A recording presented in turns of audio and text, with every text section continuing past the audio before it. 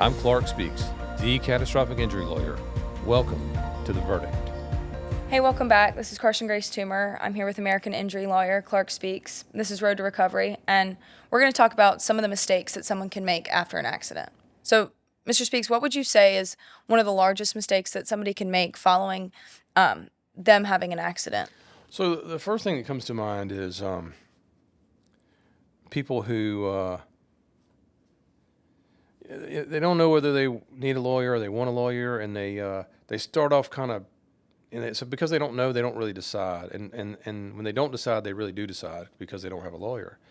And so then the insurance adjuster will call them and say, "Hey, I just ask you a few questions for the file," and then they start answering questions, and before you know it, they have provided a recorded statement that either substantially reduces or eliminates their claim altogether, and that's a mistake. What we would rather them do is to call us and say, "Hey, they want to do this," and this happens all the time. It happened recently to somebody who called us and said, "Hey, I'm thinking about retaining you, and but I'm thinking about working with you guys, but I just don't know if it's that serious of a case, and I think, and when we talked to them, and I talked to them personally and said, "Hey, here's what I think you should do," and it was a referral from a friend of mine, and the person knew better. Well, they called back the next day and said, "Hey, I think I do want to talk to you," and then in the meantime, they had done a recorded statement, and this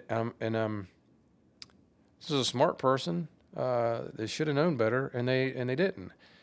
And now it's going to be an uphill battle. We're still going to try to help them, but it's going to be a lot more difficult than it would have been if they had just refrained from doing that and said, "Let me talk to my attorney first, and then I'll get back with you." And then we could have arranged it, prepared them, made sure they knew what to say and not to say. Not like we're hiding facts or lying, but just like we prepared them to answer questions so they can answer questions completely and fully and not be sort of manipulated into these responses that are not helpful to their position. So that's the first thing. The second thing people do is a lot of times they won't. This happens several times a week. Somebody will call. They've been in a wreck. They've been hurt at work or whatever.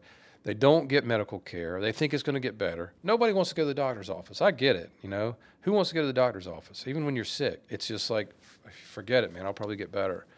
But if you don't go document your injuries, then and a week goes by, 2 weeks goes by, and then you find out later that you had an injury that's more serious, a tear, something that's more serious that you don't recover from, they're not going to pay for that because they're going to say if you were injured, you would have gotten treatment. And more importantly, you have a duty to mitigate, a legal responsibility to mitigate your damages, to make yourself as better as you can, as fast as you can. And if you didn't do that, that's on you, that's not on us. So they're not going to pay for that injury. And so that's why it's critical that people get medical care, immediately. If it's more than 2 weeks, unless there's something special going on, most firms will not participate in that type of situation. So it's important that they get immediate medical care.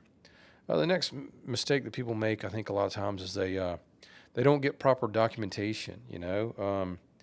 For example, and a lot of times that comes from not having a proper treatment plan. So what comes to mind for me is, okay, let's say that a person is rear-ended on Independence Boulevard in Charlotte, and they're spraining their back. Okay, they go to the hospital. They say, "Hey, my back hurts." They know that their knee and their ankle hurts, and their wrist and their elbow and their shoulder hurts also because they saw somebody coming and they braced, and then the energy from the collision goes straight into their wrist, elbow, shoulder, ankle, knee, hip. But what hurts them the most is their back. And so when they're in the hospital, they're talking about, "Hey, my back this and my back that," and they don't really mention it because we focus on the thing that, hierarchy of needs, right? Whatever's bothering us the most. And then after that, for their second appointment, they're on medication. They're on pain medication, so maybe the stuff doesn't bother them as much. And so now they've been to two different places where they haven't reported certain instances, certain injuries.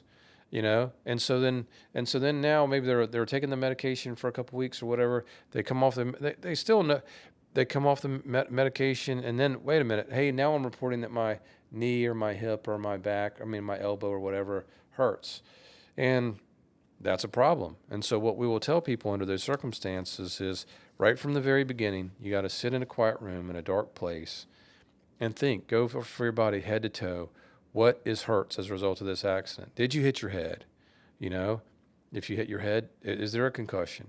We know more about concussions than we ever have before. Um, when, it wasn't, but, a few years ago when there was very little people would do for concussions, right? And then now, with the NFL and all this, more and more and more of that has come to surface, and they're researching this more, and they're realizing, well, a lot of NFL players, college players, football players and other athletes have serious medical issues that result from having concussions over the course of their careers, and you think, okay, well, that's because they've collided. Most of the mild car wrecks that you would ever, it's not from their head necessarily smacking into somebody else. It's from their brain sloshing around inside their skull. That's how most of these concussions go down. So that's the same thing that happens in a car wreck or in another traumatic event, a fall or something at work or whatever. And so it doesn't happen every time, but a lot of times it does happen. And so we want people to be, so we want people to have these injuries properly, diagnosed, documented, treated, and documented. And so that documentation flows from having a comprehensive treatment plan right from the very beginning, where you go, okay, it's not just my back that hurts, but it's also my wrist, my elbow, my shoulder, my knee, my ankle, my hip, and my back. Now I have a treatment plan for each of those things. And each of those things can be evaluated. And maybe none of them require medical treatment. Fine. But maybe they do. And if you wait and see, the next thing that's going to happen is they're going to say, we're not paying for that because you weren't injured or you failed your duty to mitigate. One of the other things they do is people sometimes will not follow, like when I think of this piece, I think of my brother, who is a wonderful person, fantastic guy. But he's bad about not going to the doctor, he'll be, I'll be like, hey man, you sound hoarse. You been to the doctor? No, I don't. Some people just don't. I probably would be like that, except for my wife works in that industry, and so she like makes me, you know. But not going to the doctor and following the advice of their doctor is a problem. If your doctor says, your back is injured in this way and you need this treatment, and you don't get that treatment, they're not going to pay for you because you didn't do what you were supposed to do to follow the treatment that was recommended. So that's a problem for a lot of people. A lot of people try to resolve these cases on their own, and they go, oh, okay, well, if I get a bad offer, I'll call an attorney. Well, by the time, by the concrete is set by the time you do all that, right? Insurance adjusters set reserves for cases. So if you've presented them the same injuries, but you've presented them with this much documentation about this much injury, they're going to set a corresponding reserve based on that. And they're evaluated on how closely they can resolve cases to this reserve. So they can go to somebody and say, hey, we got more information. I got to get more. But they don't like to, and it doesn't make them look good. So what you want to be able to do is to prepare everything and comprehensively and document it thoroughly so that they'll set a greater reserve based on that. And also, they're going to set a greater reserve based on who's sitting beside you. Like if a reputable firm is sitting beside you that they know is good and thorough and methodical and comprehensive and is capable of trying your case and will try your case and is committed to trying your case if you, whether they try it or not, but just that we know these guys can go to trial if we don't pay them a fair value for your claim, then that has great value. So to start off by yourself and to think you're saving money is just like in a criminal case. It's like, okay, I'm going to start myself and I'll save money. And then you get to the end of the thing and then, okay, well, maybe now I should get a lawyer. Well, that's not going to work well. It's the same situation here when you would have been a lot better off and come out a lot better financially and physically and everywhere else, probably emotionally, if you had contacted an experienced lawyer who's capable and dedicated to helping you. There's a sixth thing too that I see more now than ever before, and that is people post stuff that's on social media after an accident that's harmful to their position or whatever. We want to we want to show the best side of ourselves on social media. That's natural. All of us do. And this video, I mean, I'll parts where I stammer and stumble or whatever, I'll edit out. Um, so on our social media is no different. Like what we want to, so we show ourselves in the best possible light. When you're hurt, you're not in the best possible light. But what you're doing is you're showing people that at this day, on this time, you're in this place, physically or emotionally or whatever. And if that's not true, if that's not accurate, it sure makes it look like that you were not hurt or you were. So you got to be real careful about those kinds of social media posts. TikTok, Instagram, Facebook, whatever, it's all those things can be harmful, and you got to be cognizant of what the impression that you're making and that you're giving other people if you're posting under those circumstances. So those are, 6 of the biggest mistakes that we see people make after any kind of accident. Right. Well, I think it seems to me like the one just before the social media thing is kind of an all coverage, because if I don't try to, resolve my own case, you're able to tell me not to speak to an insurance adjuster, to obtain proper care medically, make sure I document those things, and then also to follow the advice of my doctors, and then, hey, don't post stuff of me out playing volleyball on social media if I have told everybody that my back's injured in this accident, because despite maybe I was on medication, maybe that was one singular good day, it still could be potentially used against me.